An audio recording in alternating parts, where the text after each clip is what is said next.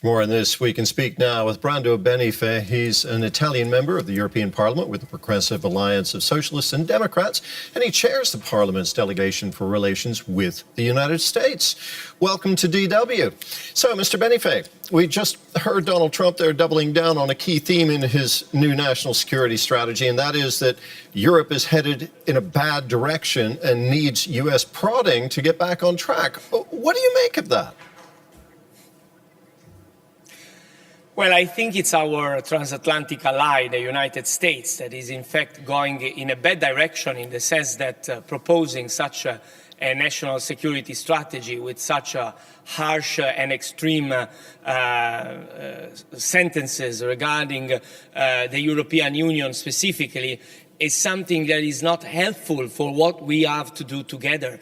I am the chair of the delegation for the relations with the United States, and now we are following very closely the issue of the trade relations, and we see it clearly that we need to find solutions together, and these kind of messages are hindering the complex negotiations that are now on the table. And when we see an attack on our digital sovereignty, because that's another front of this discussion, we see a backlash coming from our citizens and our governments, and some of them try to stay away from rebutting to this discourse, but it becomes impossible at some point, because in fact we have seen that the initial approach that we have seen from people like Callas that you have heard earlier,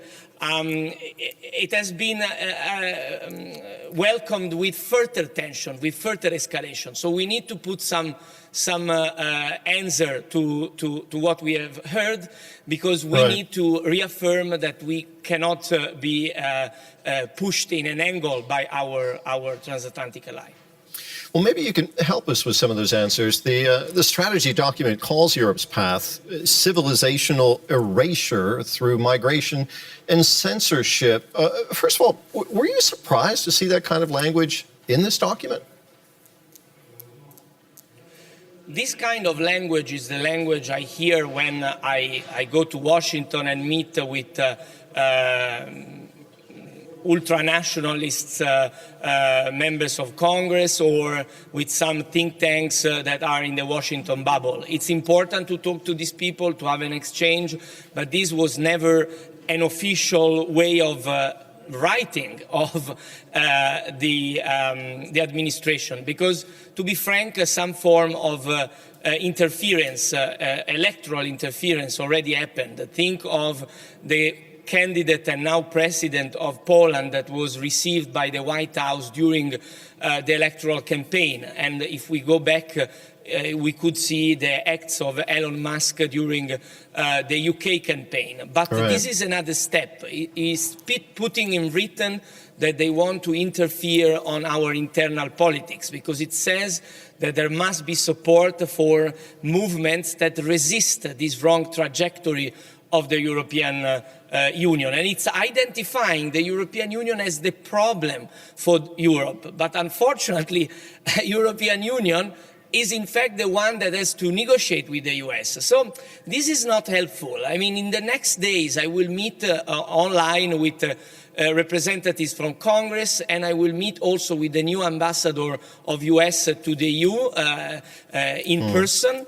And I will convey this message. This is not helpful for what we need to do together. And be sure that we will not allow our sovereignty to be overstepped. At least I would say there are people that think so, and we will push also our governments to be a bit more assertive, because we also need to send a message to our people. Some people are starting to think that US and Russia, they will find some agreement together. Look at Ukraine, but more broadly as powers, they will decide, and the EU has only to wait and accept. This is something we can't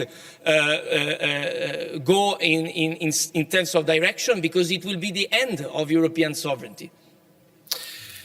As head of the EU Parliament's delegation for U.S. relations, how would you describe the transatlantic bond at this point?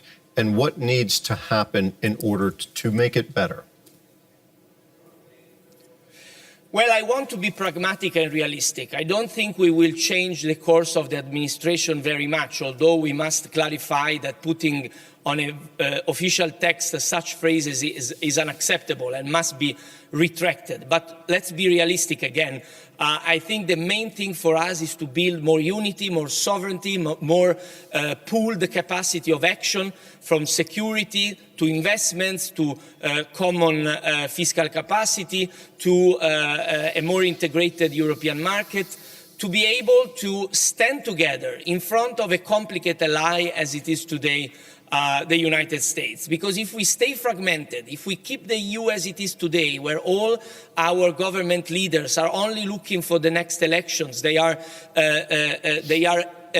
ill of short-termism, I think we will never succeed in building a future for our union. And so I think it's very important that we take a step forward in sovereignty together, which means also doing what Mario Draghi was presenting in his report, not only simplifying rules, but also building common initiatives, not accepting anymore to have a veto power by one country on foreign policy issues, for example, and building more common initiative. I think we really need to go in this direction. European parliamentarian Brando Benifei, thank you very much. Thank you.